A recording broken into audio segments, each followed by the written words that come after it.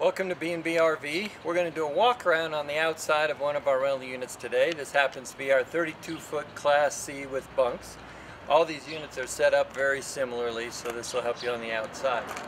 What we'll do is we'll check the front, make sure all your windshield's good, and check for any blemishes and mark down any blemishes on the unit you're taking out. There's going to be a few storage compartments. There's a storage there and a storage there. Your door is going to have a latch that holds it open. This little latch holds your door open right here. And you want to be aware that when you're getting in and out of your door, this screen comes loose from your door, so you don't want to hang on to these pieces here because they'll just come apart and your door will go flying open. When it flies open, it's going to hit this and put a hole in it. So you just want to be careful of that and always use this piece as the handle that you hold on to. There's a lock for your handle and a lock for your deadbolt here. On your keychain, there's a key for your engine. There's a little silver key that unlocks all of your storage compartments. There's a key with a round black head on it for your door handle, and a square key that looks more like a house key for your deadbolt. So you can unlock all of this from the outside as well. Inside, when you first step in, there's one big round switch right there. That's a battery disconnect used just for storing the unit. You want to make sure that's on all the time. So if you have somebody that's curious and turns that off, nothing in here is going to work, so be sure that's on all the time. You also have a light switch for a light here on the outside and a light switch for a light directly inside, so it helps you get in and out. The awning button is labeled awning and it says in and out, so you just push down.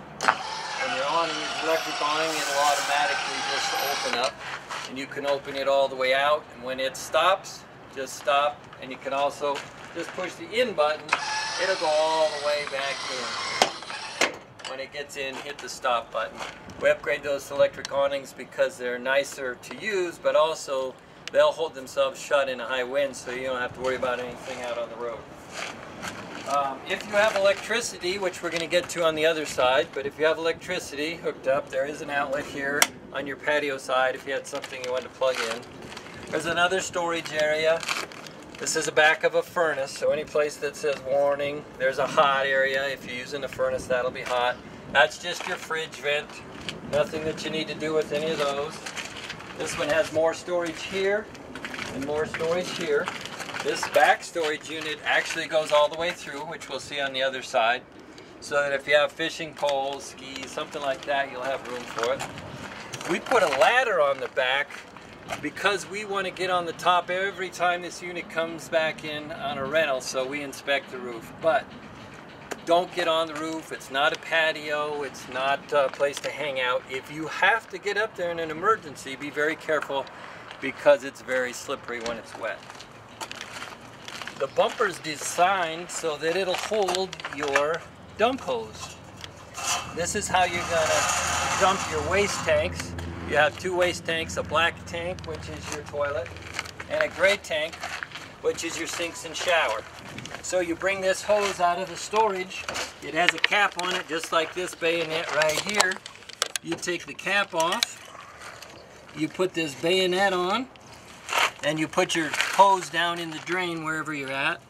And there's two valves, one here and one here. These are just slide valves that you just pull straight out.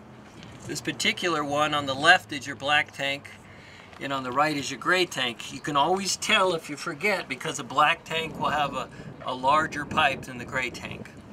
Pull your black tank first and let that black tank drain out all the way and close it.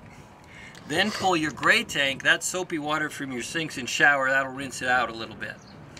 And when that's all done, close your gray tank, remove your hose, and you bring your hose back here to your bumper again, where it's stored, and we put it right here in the bumper.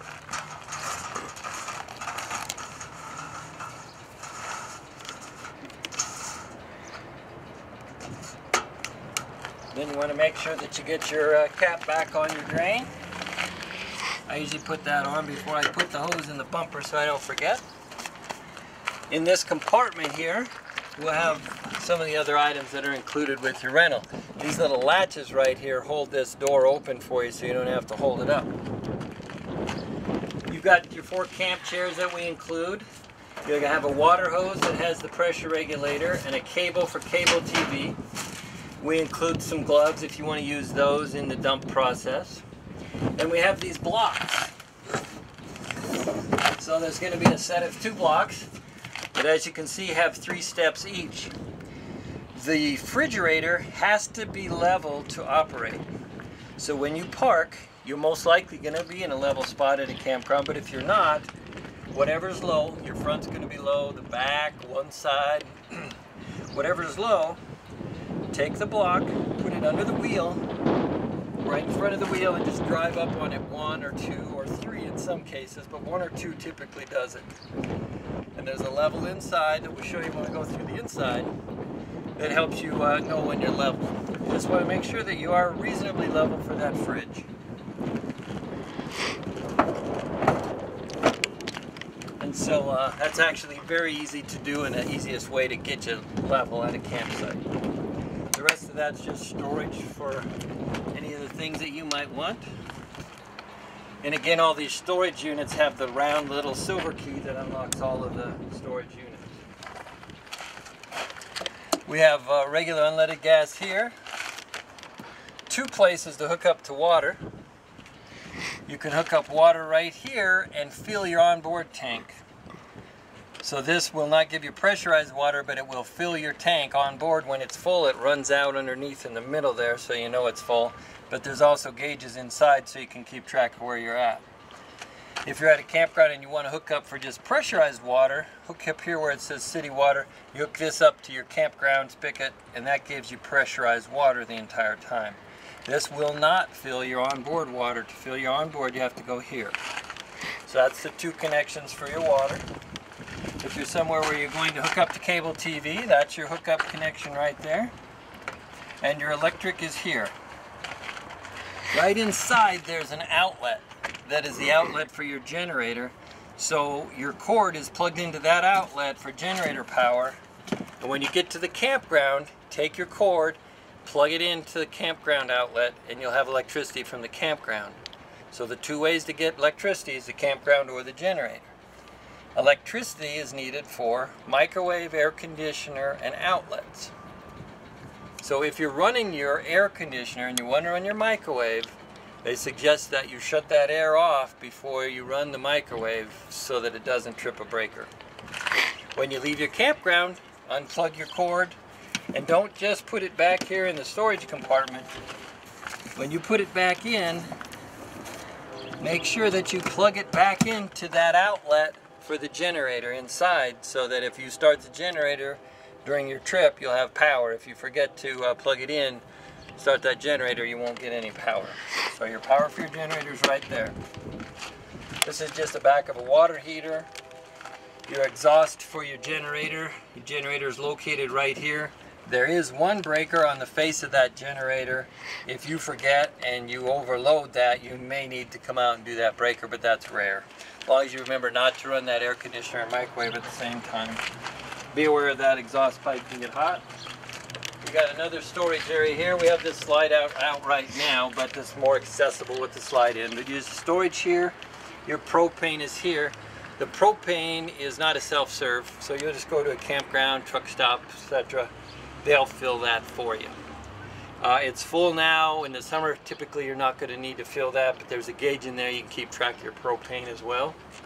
And that's our outside of this 32-foot Class C. We'll take you inside and show you that.